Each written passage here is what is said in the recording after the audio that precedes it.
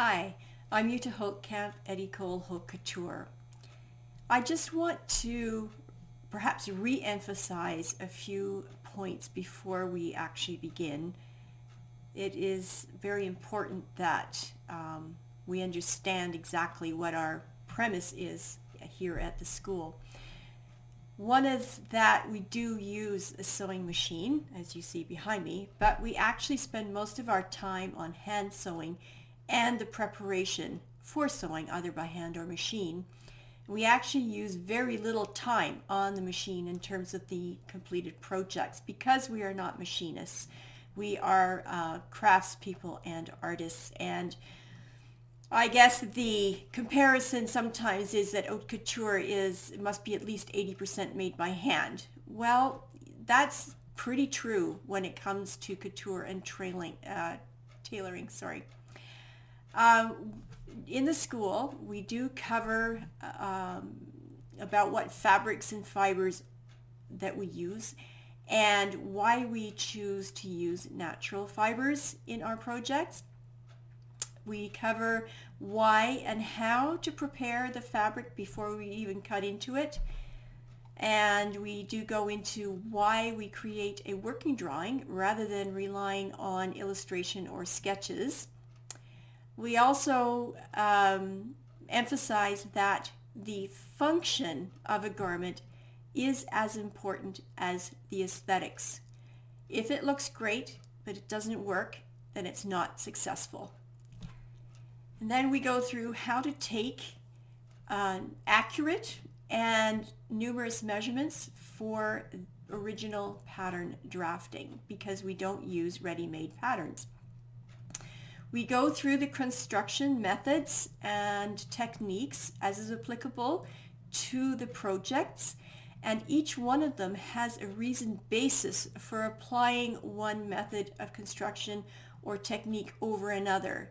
Not every project is the same, and in the future you will be creating something brand new that's just out of your mind, and you will be able to then judge which method or technique is best for what you are doing, creating a unique project.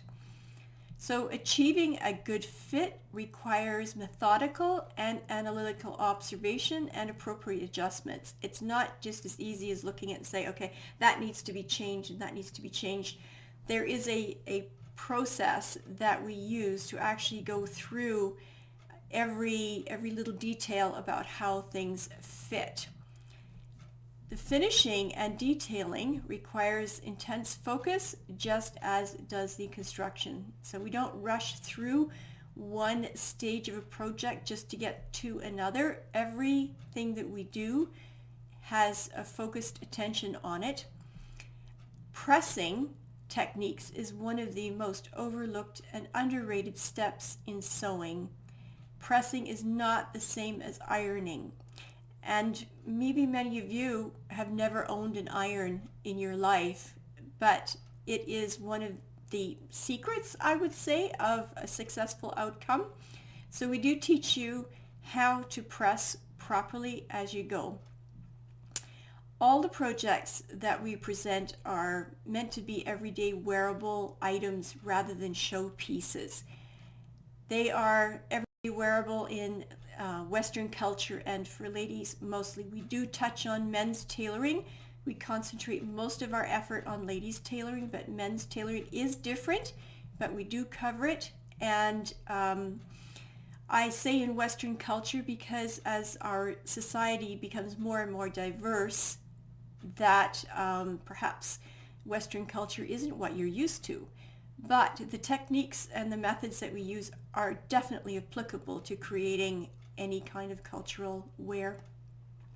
So we begin with simple unlined garments, and then we go to lined garments, and then to more complex projects, and then towards the end we go on to special occasion garments such as wedding gowns or items of clothing for black tie events. Now, as fashion trends now seem to change almost monthly, your personal style is far more unique, more stable, and even though your style may evolve, we will concentrate on classics. Now, classics are items of clothing that seem to reoccur time after time, maybe every 10 years, or they're constants in our wardrobes these days. We touch on fashion trends, of course we do, but classics seems to are a good way of describing classics, that they're toned down from the extreme. You can definitely do something extreme, but what has lasting power are fashions that are a little bit toned down, and they're nonetheless unique, and because they're made for a particular person, they do stand the test of time. You could be wearing an item for many years and it will still be fashionable. It will not be out of fashion. So that's a few of the things that we want to point out before we begin. There are going to be lots of questions that come up as we go along, so I will try to address them as they come up.